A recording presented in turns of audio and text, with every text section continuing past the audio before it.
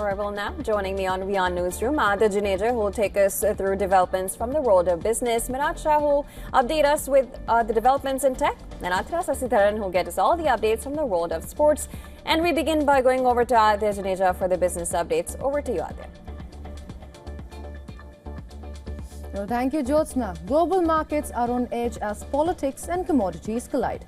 We start with Washington, where President Donald Trump's choice for the next Federal Reserve chair has battled and rattled global markets. Now, Trump says he will announce his pick to replace a Fed Chair Jerome Powell, with former Fed Governor Kevin Warsh emerging as a front-runner.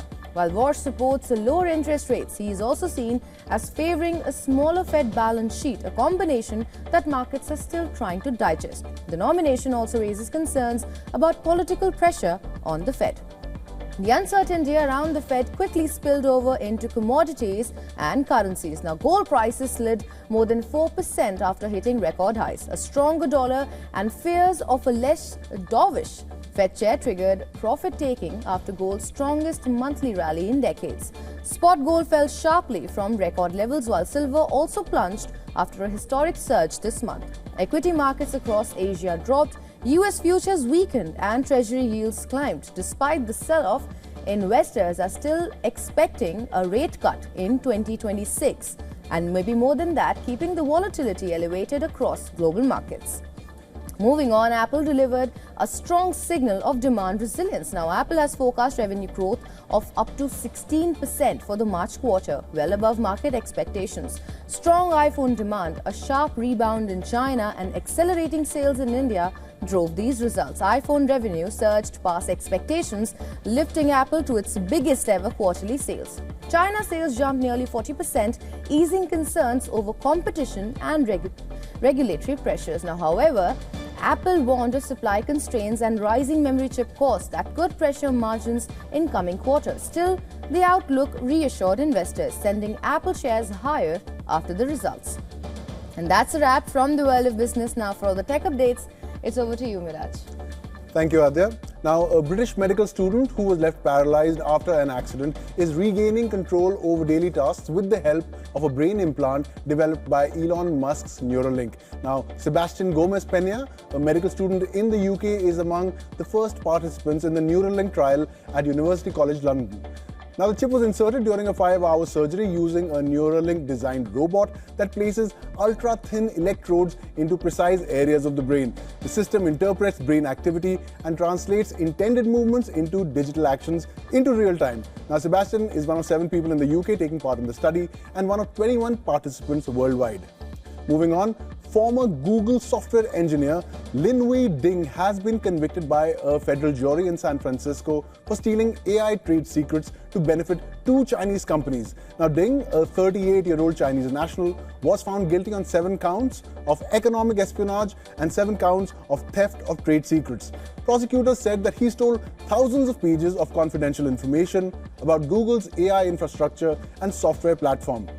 Each economic espionage count carries up to 15 years in prison and a $15 fine, while trade secret counts carry up to 10 years and $250,000 each. Finally, Apple has hired Sebastian Day, a co-founder of iPhone camera app Halid, to join its design team. Now, Day, who co-founded app maker Lux in 2016, has previously worked at Apple and contributed to projects like iCloud and Find My Phone before he went on to launch Lux. He's also worked as a designer for Sony, Mobile and Mozilla. Now, Lux confirmed that Halid will continue to be developed independently, with the company releasing a preview of its new version, Halid Mark III, featuring film style, camera form and features. That's all we have for you from tech. Now for sports, it's over to you, Athira.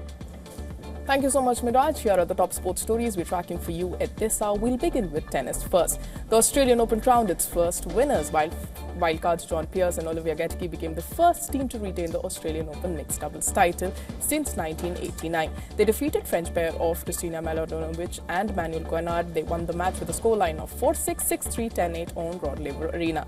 The victory denied France its first mixed doubles crown since Roland Garros in 2004. It was a third mixed doubles title for Peers and the second for Getke. Staying with tennis, the women's finals will take place tomorrow. Aryna Sabalenka will bid for the third Australian Open title in 4 years. Standing between her and the trophy is former Wimbledon champion Elena Rybakina. The match will be a repeat of their title showdown 3 years ago, which Sabalenka won. The pair know each other well, having met 14 times on tour, with Sabalenka holding a narrow edge in the rivalry. Sabalenka has won 8 of those encounters, but Rybakina has won 3 of their 4 championship matches, including defeating Sabalenka in the WTA Finals title match at the end of 2025. Lastly, in football, Chinese football has handed lifetime bans to 73 people, including former national head coach Li Tai and ex-CFA president Chan Shu-bian. Li is already serving a 20-year prison sentence for bribery after being convicted in December 2024, while Chan is serving a lifetime ban for accepting bribes worth $11 million. 9 Chinese Super League clubs have also been caught in this net of the 16 clubs that will compete in the new season of the Chinese Super League in March. 9 teams will start negative points total. Well, with that, we have come to the end of the sports segment. It's back to you, Jyotsna. Well, thank you so much, Atra, for all the updates from sports. Thank you so much, Adya, for bringing all the updates from business, and Miraj for all the updates from the tech world. All right, with that, we call a wrap to this bulletin. Thanks for staying with us. You're watching Beyond World is One. Stay tuned. More news and updates on the other side.